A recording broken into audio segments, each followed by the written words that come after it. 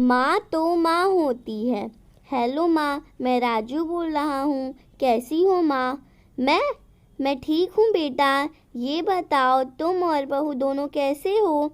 हम दोनों ठीक हैं। माँ, आपकी बहुत याद आती है। अच्छा सुनो माँ, मैं अगले महीने इंडिया आ रहा हूँ तुम्हें लेने। क्या? हाँ माँ, अब हम सब साथ ही रहेंगे। नीतू कह रही थी कि माँ जी को अमेरिका ले आओ, वहाँ अकेली बहुत परेशान हो रही होंगी। हेलो, सुन रही हो माँ? हाँ हाँ बेटा। बूढ़ी आंखों में खुशी के अश्रुधारा बह निकली। बेटे और बहू का प्यार नस नस में दौड़ने लगा। जीवन में 70 साल गुजर चुकी सावित्री ने जल्दी से अपने पल्लू से आंसू पोंछे और बेटे से बात करने लगी। पूरे 2 साल बाद बेटा घर आ रहा था। बूढ़ी सावित्री ने मोहल्ले भर में दौड़ दौड़ कर ये खबर सबको सुना दी।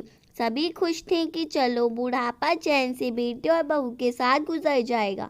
राजू अकेला आया था। उसने कहा कि माँ, हमें जल्दी ही वापस जाना है, इसलिए जो भी रुपया पैसा किसी से लेना है वो लेकर रख लो, और तब तक मैं किसी प्रॉपर्टी डीलर से मकान की बात करता हूँ। मकान? माँ ने पूछा। हाँ माँ, अब ये मकान बेचना पड़ेगा, वरना कौन इसकी देखभाल करेगा। आंखों ने मकान के कोने कोने को ऐसे निहारा जैसे किसी अबोध बच्चे को सहला रही हो। आनन फानन और औने फौने दाम ने राजू ने मकान बेच दिया। सावित्री देवी ने वो ज़रूरी सामान समेटा जिससे उनको बहुत ज़्यादा लगाव था। राजू टैक्सी मंगवा चुका था। एयरपोर्ट पहुंचकर राजू ने कहा, माँ तुम यहाँ बैठो, मैं अंदर जाकर सामान की जांच और बोर्डिंग और वीज़ा का काम निपटा लेता हूँ।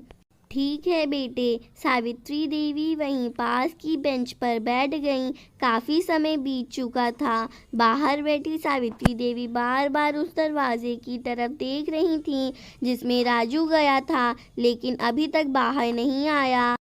शायद अंदर बहुत भीड़ होगी, सोचकर बूढ़ी आके फिर से टकटकी लगाए देखने लगती।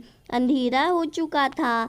एयरपोर्ट के बाहर गहमागहमी कम हो चुकी थी। माँ जी, किससे मिलना है? एक कर्मचारी ने वृद्धा से पूछा। मेरा बेटा अंदर गया था टिकट लेने, वो मुझे अमेरिका लेकर जा रहा है, सावित्री देवी ने घबराकर कहा। लेकिन अंदर तो कोई पैसेंजर नहीं है। अमेरिका जाने वाली फ्लाइट तो दोपहर में ही चली गई। क्या नाम था आपके बेटे का? कर्मचारी ने सवाल किया।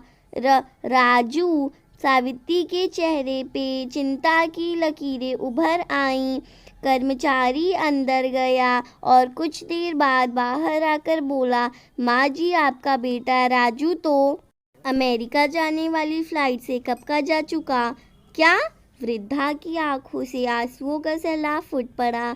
बूढ़ी माँ का रोम रोम कांप उठा। किसी तरह वापस घर पहुंची जो अब बिक चुका था। रात में घर के बाहर चबूतरे पर ही सो गई। सुबह हुई तो दयालु मकान मालिक ने एक कमरा रहने को दिया। पति की पेंशन से घर का किराया और खाने का काम चलने लगा। समय गुजरने लगा। एक दिन मकान मालिक ने वृद्धा से पूछा, माँ जी, क्यों नहीं आप अपने किसी रिश्तेदार के यहाँ चली जाएं? अब आपकी उम्र भी हो गई है, अकेली कब तक रह पाएंगी? हाँ, चली तो जाऊं, लेकिन कल तो मेरा बेटा आया तो यहाँ फिर कौन उसका ख्याल रखेगा? आंखों में आंसू आने लग गए।